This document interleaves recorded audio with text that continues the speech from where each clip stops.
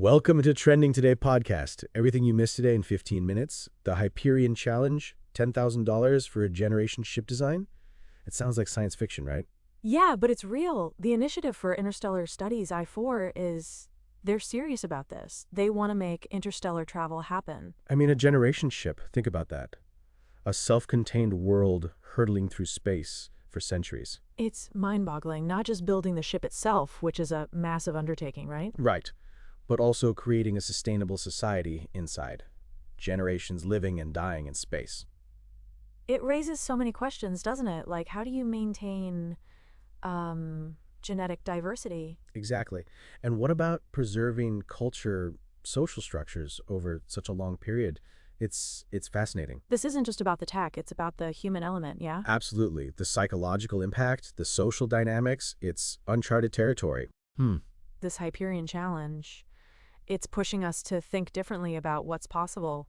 $10,000 might be just the beginning, EH? So 20% of the speed of light, that's still incredibly fast, right? But even then, a trip to, let's say, the nearest star system, Proxima Centauri, would still take decades. Decades! Yeah, and that's the closest star system. Anything further out, and you're talking centuries. Which brings us back to generation ships, EH. Exactly.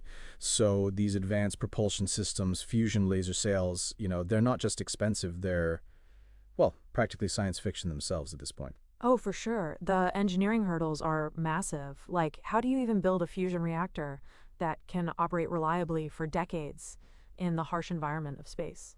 Yeah? And even if you could, how do you power it? I mean, you're talking about immense amounts of energy. Where does that come from? Out in interstellar space, resources are, well, scarce, to say the least. Right? And let's not forget about radiation shielding.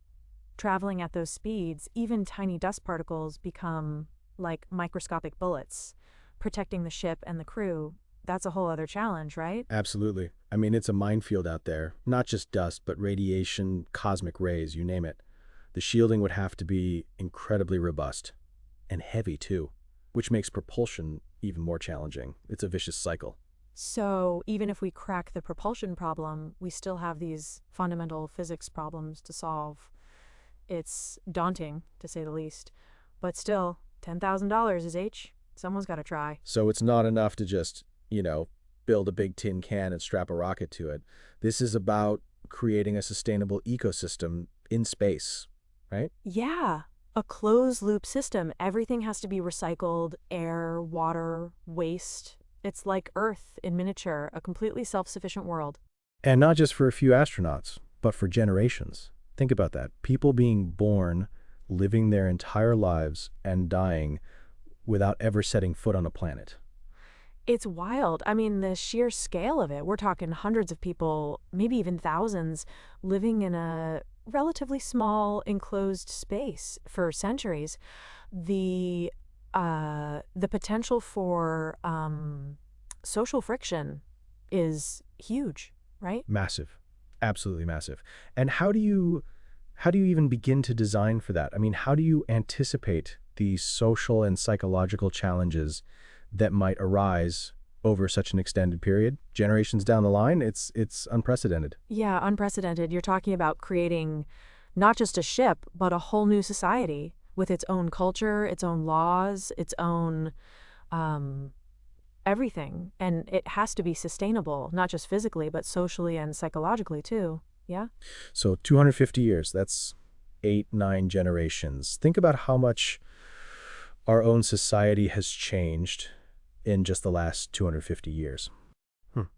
Exactly. It's mind-blowing. And this Hyperion challenge, it's forcing us to confront these questions. $10,000 may not seem like much, given the scale of the challenge, but it's a start. It gets people thinking, EH. So we were talking about generation ships, right?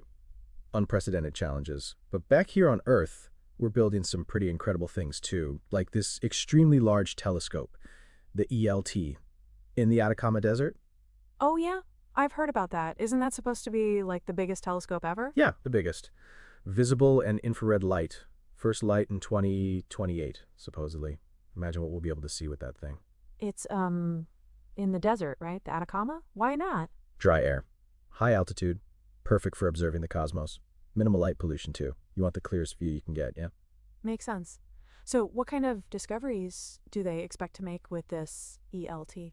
Well, everything from exoplanet atmospheres to the early universe. I mean, this thing is designed to push the boundaries of what we know. Think about it. We might actually be able to detect signs of life on other planets. Whoa, that's huge. So, generation ships for interstellar travel and giant telescopes to search for other worlds. It's like we're living in the future.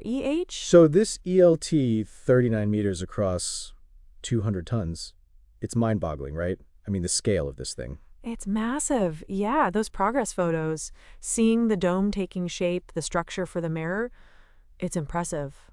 Really impressive. It's like building a small city on top of a mountain, right, in the middle of the desert. Yeah, in the Atacama. For a reason, though, the dry air, the high altitude. Perfect for observing, right? Minimal atmospheric distortion. Exactly. So this mirror, 39 meters, that's what, like bigger than a basketball court?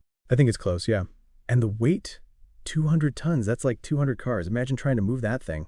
It's unprecedented, right? I mean, the precision engineering involved, it has to be perfect. Absolutely. Even tiny imperfections can, distort the images. So they're building this incredible instrument in the most remote location.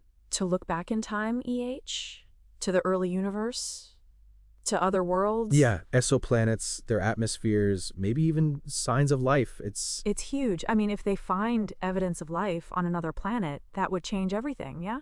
it's remarkable, isn't it? This ELT, I mean, the precision engineering. Unprecedented, yeah? Building something that massive with such accuracy. To look back in time, essentially, to the early universe. And to look outward, to other worlds, exoplanets, maybe even signs of life, Imagine that. Evidence of life on another planet? That would change everything. It would be huge. Absolutely huge. A paradigm shift, really. And this Hyperion challenge, too. A generation ship. It's a long shot, I know. But it's pushing us to think differently. Yeah, thinking big, long-term vision. Interstellar travel, it's the ultimate frontier, isn't it? It is. And this ELT, it's like the other side of the coin, expanding our immediate capabilities, observing, learning.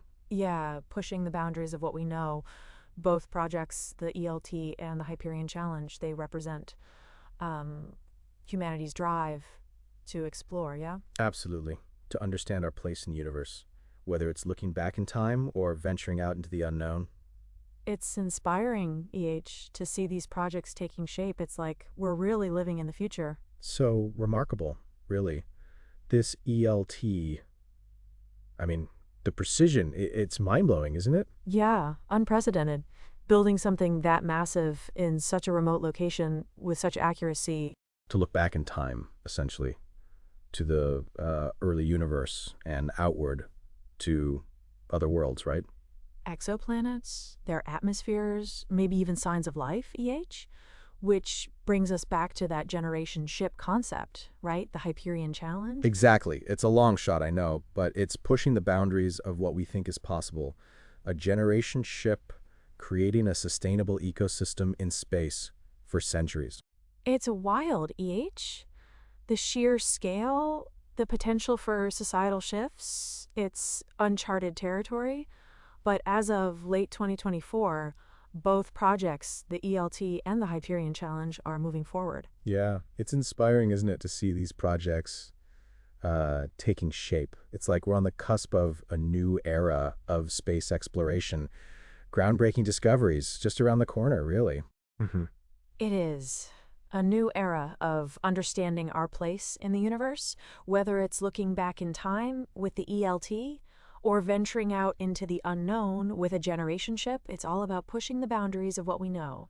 And that's it for Trending Today podcast. Thanks for tuning in, everyone. Catch you all tomorrow for another 15 minutes of everything you missed today.